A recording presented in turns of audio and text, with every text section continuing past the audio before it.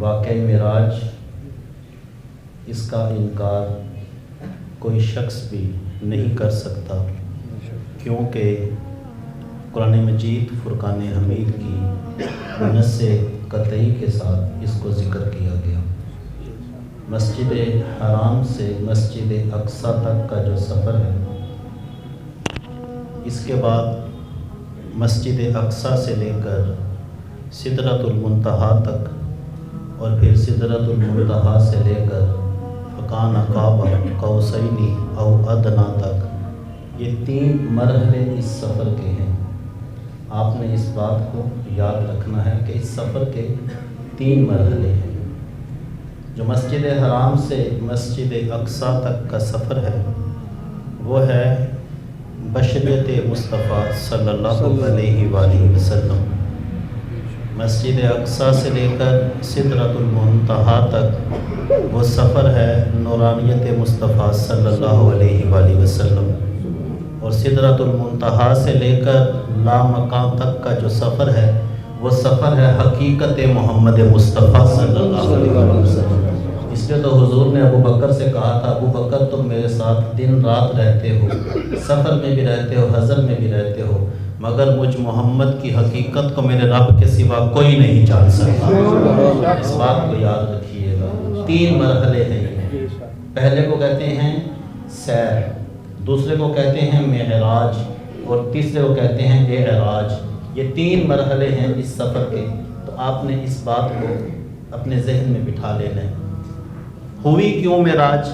آئیں میں آپ کو تھوڑی سی داستان محبت سناتا ہوں۔ جب تک حضور صلی اللہ علیہ وآلہ وسلم کے شفیق چچا حضرت ابو طالب جب تک آپ حیات رہے، اور آپ کی شفیق بیوی حضرت سیدہ خدیجہ سلام اللہ علیہا جب تک یہ حیات رہی، جو کافر لوگ تھے، ابو جہل یا دیگر جو اس کے ساتھی تھے، انہوں نے کوئی بھی بات کرنا ہوتی تھی نا، تو وہ آپ کے چچا کے پاس آتے اور آ کے ان سے بات کرتے کہ اپنے بھتیجے کو سمجھائیے، اور ان کا زور حضور کی ذات تک نہیں آتا تھا، آپ درمیان میں آ کے معاملات کو سلجھا لیا کرتے تھے۔ اور جب تک سیدہ خدیجہ سلام اللہ علیہا آپ رہی، تو آپ باہر سے جتنے بھی پریشان آتے تھے، میرے حضور فرماتے ہیں جتنے بھی دکھ تکلیف لوگ دیتے تھے، سیدہ اتنی محبت کرتی تھی، میں گھر جاتا تھا میں سارے دکھ ہی بھول جایا کرتا۔ اتنی شفیق، اتنی محبت والی آپ کی وہ زوجہ تھی۔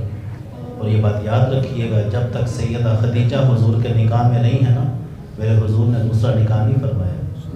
اتنی محبت تھی انہوں نے، اتنی محبت ضرورتیں پیش آئی۔ جب آپ کا وصال ہوا، اس کے بعد حضور نے دیگر جو نکاح ہیں وہ کیے ہیں۔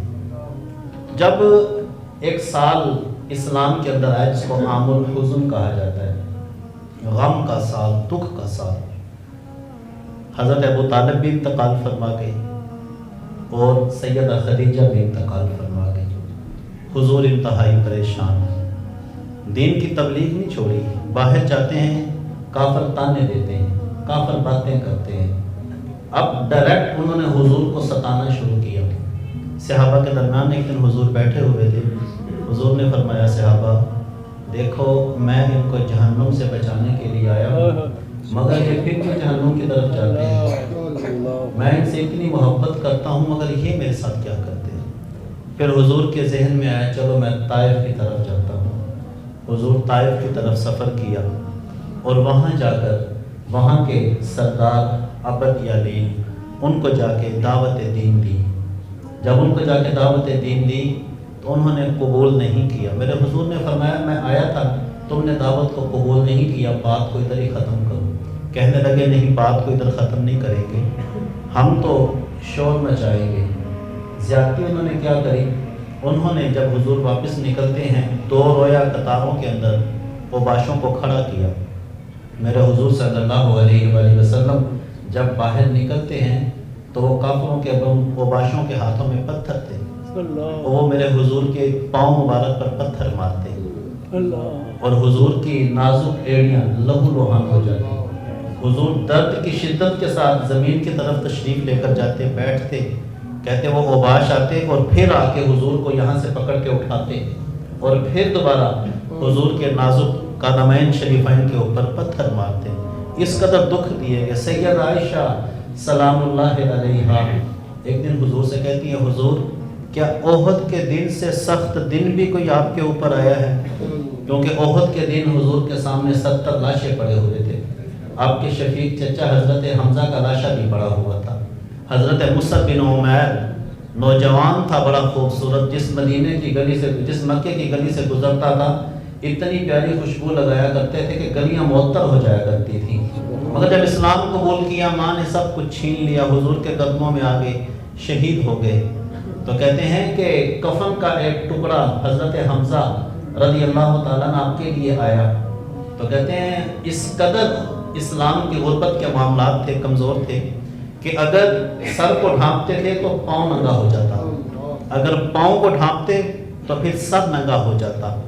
یعنی کہ اس قدر پریشانی کا دن تھا. تو میرے حضور سے سید عائشہ نے پوچھا حضور کیا احد کے دن سے سخت دن بھی کوئی آپ کے اوپر آیا ہے؟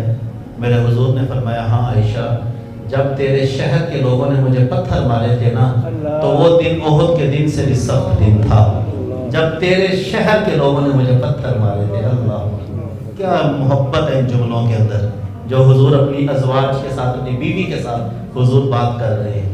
میں تو یقین کریں ان لفظوں کا بڑا مزہ لیتا ہوں کہ جب تیرے شہر کے لوگوں نے مجھے پتھر مارے تھے. اللہ اکبر، حضور کی محبت دیکھیں. تو جب یہ معاملہ سارا ہوا تو میرے حضور ایک دن بہت زیادہ روئے. میرے حضور کی آنکھوں سے چھم چھم آنسو نکلے. حضور مسجد حرام سے اٹھتے ہیں اور جا کے حضرت ام ہانی کے گھر آرام فرماتے ہیں، وہاں جا کے لیٹ جاتے ہیں. اور روایات کے اندر یہ بھی آتا ہے کہ جس رات معراج ہوئی ہے نا اس دن حضور کے دائیں طرف یعنی کہ حضور کے مولا علی کائنات رضی اللہ تعالیٰ آپ بھی آرام فرماتے ہیں. یہ بھی روایت علماء نے بیان کی ہے.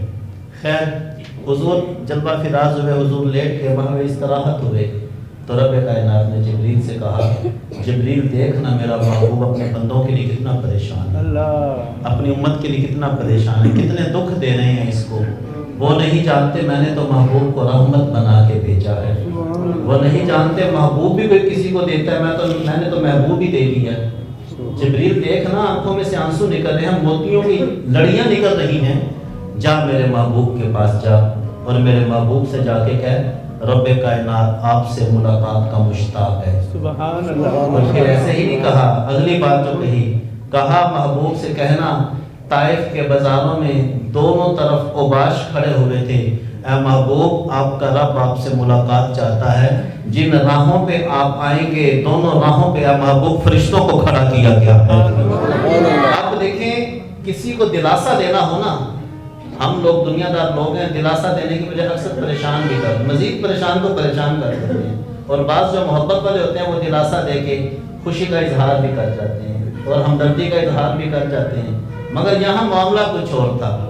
اب پریشان میرے حضور ہیں، حضرت ابوبکر صدیق یا دیگر صحابہ حضور کو دلاسا نہیں دے رہے، میرا رب خود محمد مصطفیٰ کو دلاسے عطا فرما رہا ہے.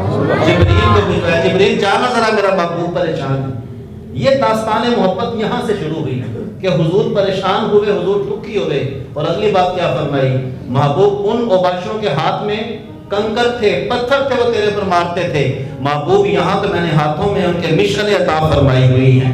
کہا سارے راستے روشنی چرانا ہے محبوب. اور جو اگلی بات فرمائی کہا محبوب وہ تو زبان سے کچھ بھی بولتے ہوں گے مگر جن راہوں پہ محبوب تو آئے گا نا سارے راستے میرے فرشتے تیرے اوپر درود و سلام کی بہاریں کرتے رہیں گے. سارے راستے محبوب درود و سلام کی بہاریں ہی بہاریں ہیں.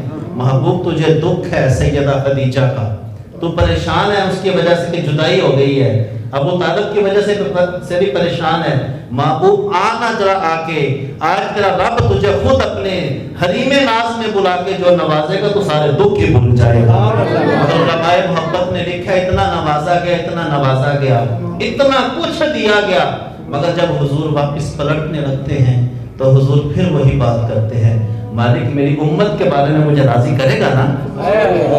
یار میں کہتا ہوں انکار کرنے والوں، اعتراض کرنے والوں، یہ لمحے دیکھو وہاں پہ کہ ہم کتنے خوش نصیب ہیں جب ملاقات ہو گئی ہے، سارے معاملات ہو گئے ہیں، حضور نے پلٹتے ہوئے بھی ایک ہی بات کی، مالک میرے امت کے ساتھ محبت فرمانا، خالق کائنات فرمانا ہے مغفرت ملے گا، تو رب کائنات نے کیا فرمایا وَلَسَوْفَ يُعْطِيكَ رَبُّكَ